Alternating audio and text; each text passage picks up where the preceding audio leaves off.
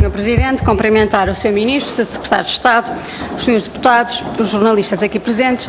Dizer, Sr. Ministro, que não entrando na polémica inicial, mas de facto o Sr. Ministro referiu aqui que a primazia pela entrega do documento à Assembleia da República. De facto cumpriu isso, Sr. Ministro. A questão é que, como já aqui foi dito, entregou às 23 horas o contrato de concessão de serviço público e, portanto, sem prejuízo de uma análise muito mais aturada, que teríamos que fazer, evidentemente, mas daquilo da leitura que eu já fiz do contrato de concessão e da apresentação que o Sr. Ministro aqui fez, levantam sérias dúvidas e inquietudes ao Grupo Parlamentar do Partido Comunista Português. E começo logo por esta ideia que o Sr. Ministro ainda frisou, que é a questão da simplificação. Sr. Ministro, a simplificação percorre todo o contrato de concessão que nos apresentou. E não só... É verdade. Repare, não só nas questões do serviço público, que o Sr. Ministro agora confirmou que estão algumas delas aqui contempladas, porque ainda existe uma lei da televisão que está em vigor, mas que poderá alterar na lei, e portanto eu também depois irei fazer essa pergunta ao Sr. Ministro. Mas a simplificação vai mais longe, Sr. Ministro, e vai mais longe quando o Sr. Ministro retira, nesta proposta de contrato de concessão de serviço público, por exemplo, no que toca à rádio, os centros de produção da RDP. Não está no serviço público, no contrato que o Sr. Ministro nos apresentou aqui hoje, nenhuma referência aos centros de produção da RDP. Portanto, está omisso. E, como também altera substancialmente no que toca à produção interna tudo o que está no contrato atual. E também relativamente à cobertura territorial, também há uma mudança substancial entre o contrato em vigor e a proposta de contrato que agora nos apresenta. E, portanto, Sr. Ministro, a simplificação trespassa, efetivamente, este contrato de concessão, esta proposta de contrato de concessão que nos apresenta. E visa, muito sinceramente, Sr. Ministro, aquilo que o Governo não conseguiu fazer. O Governo não conseguiu privatizar a RTP, mas continua na senda da destruição e do desmantelamento do serviço público de rádio e televisão portuguesa. E, portanto, falo não só pela alteração dos objetivos do cumprimento do serviço público, mas falo, e o Sr. Ministro tentou aqui hoje não falar desta questão, mas que está no contrato de concessão de serviço público, que é a questão do financiamento da RTP e da RDP. E o Sr. Ministro refere, está aqui no contrato, na proposta do contrato, que fala efetivamente na questão plurianual, mas refere que a partir de janeiro de 2014, o financiamento à RTP e RDP será feita simplesmente pelas receitas da publicidade e pela contribuição do audiovisual. Ora, Sr. Ministro, este contrato viola a lei em vigor. A Lei 30 diz-nos, de 2003, diz-nos que o financiamento do serviço público de rádio e televisão é feita por 3 formas: indemnização compensatória, a CAV e a publicidade. E, neste sentido, Sr. Ministro, este contrato está a violar a lei. Não cumpre a lei. E, portanto, o Sr. Ministro, para ele não violar a lei, é verdade que nós já estamos habituados a este ser um governo ilegal, a ser um governo que não cumpre, é verdade, Sr. Ministro, que não cumpre a lei.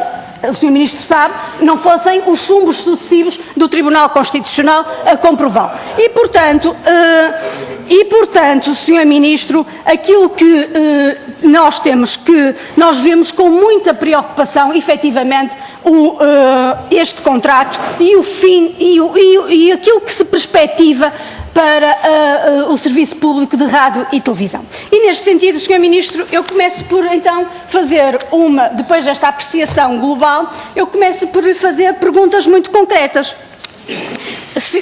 Relativamente a esta alteração do financiamento, isto vai ter implicações. O próprio Presidente do Conselho de Administração disse-o aqui em sede desta Comissão, como tem dito em várias entrevistas que tem feito, que ao manter-se só o financiamento pela CAV e pela publicidade, que não chega. E o Sr. Ministro disse aqui que está garantido um financiamento para o Serviço Público. Para estar garantido este Serviço Público, Sr. Ministro, pergunto-lhe muito concretamente, quais são as alterações que vai produzir? Que alterações aos serviços públicos vai produzir? Que alterações à lei da televisão, concretamente, vão ser produzidas? Que serviços, que obrigações de serviço público vão deixar de ser efetuadas pela RTP e pela RDP? Relativamente à questão da externalização, o modelo que hoje nos apresenta aqui, a proposta de serviço público, de facto, aponta para a externalização. Eu pergunto-lhe muito concretamente, Sr. Ministro, o que é que o Sr. Ministro tem a dizer, porque soube-se ontem que o Conselho de Administração da RTP confirmou a externalização de serviços, e disse que para isso iria ser criada uma empresa a partir da qual iria absorver 300 trabalhadores. Portanto, eu pergunto, Sr. Ministro... Termine, Sr. Deputado. Eu terminarei, Sr. Presidente, precisava é que me desse alguma condescendência no tempo, como deu aos outros parlamentares. Está a tê-la. E eu pergunto-lhe concretamente o que é que o Governo tem a dizer sobre isso e, efetivamente, quantos, porque é isto que está em causa, Sr. Ministro, quantos postos de trabalho vão ser afetados com este modelo de financiamento e com esta alteração do contrato de concessão de serviço público? Muito obrigado. Sr. Presidente, eu gostaria de começar esta intervenção dizendo que o que os ministros e o Governo obrigam o PSD aqui a dizer é que estas palavras que a senhora deputada Carlos Rodrigues disse, já o disse quando o antigo ministro que tutelava a RTP apresentou a privatização. E, portanto, disse exatamente a mesma coisa, que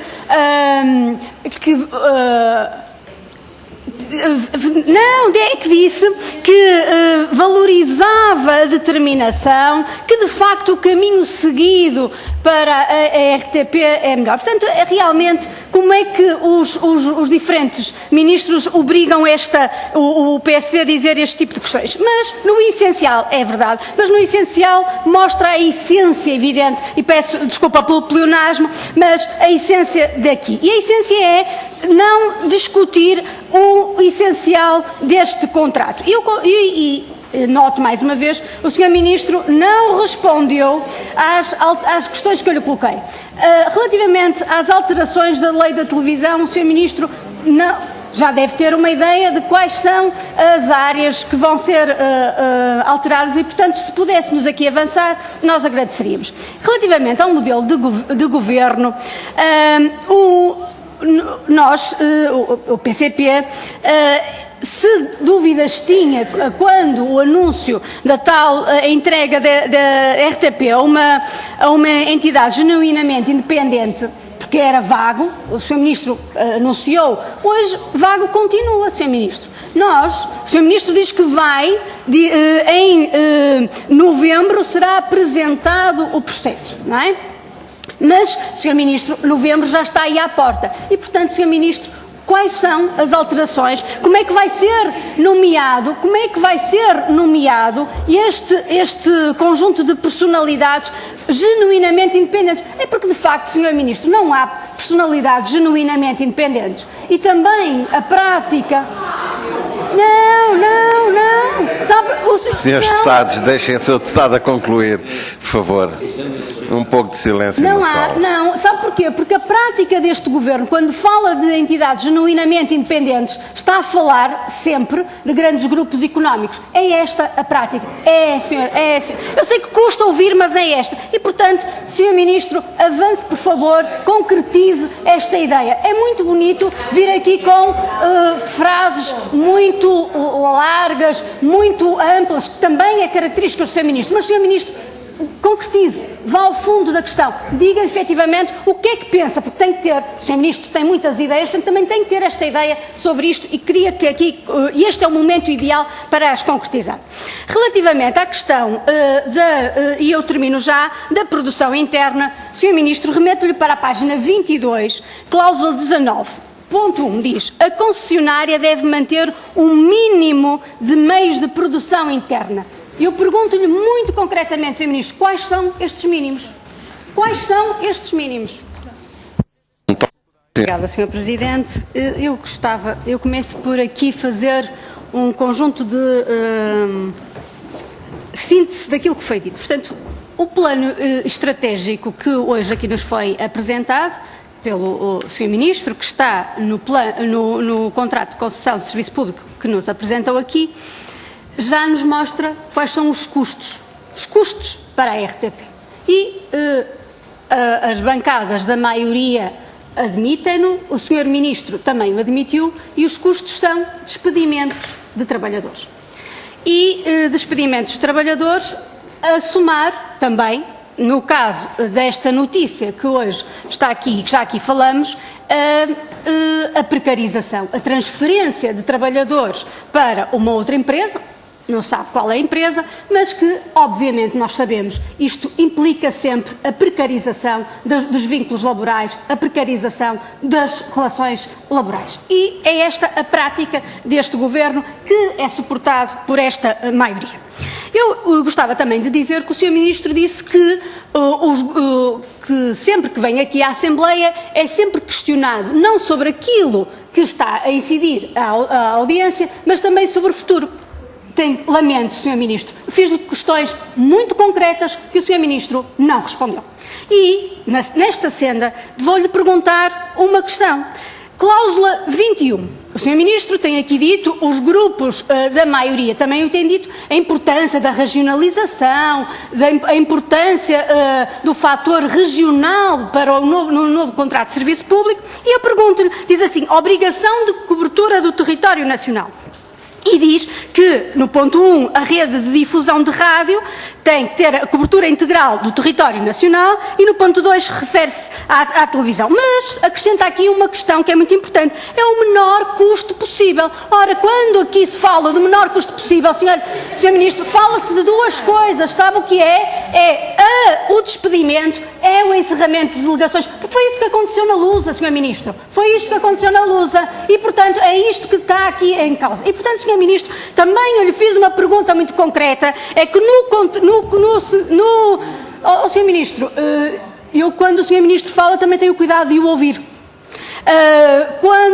Relativamente à questão que eu lhe fiz muito concreta, e o Sr. Ministro também não respondeu, refere-se com os centros regionais do Porto, Coimbra e Faro da RDP. No contrato atual estão contemplados, na proposta que o Sr. Ministro aqui põe, não estão contemplados. É de propósito, vai encerrar estes centros regionais? Pergunto, Sr. Ministro, se é isto que pretende.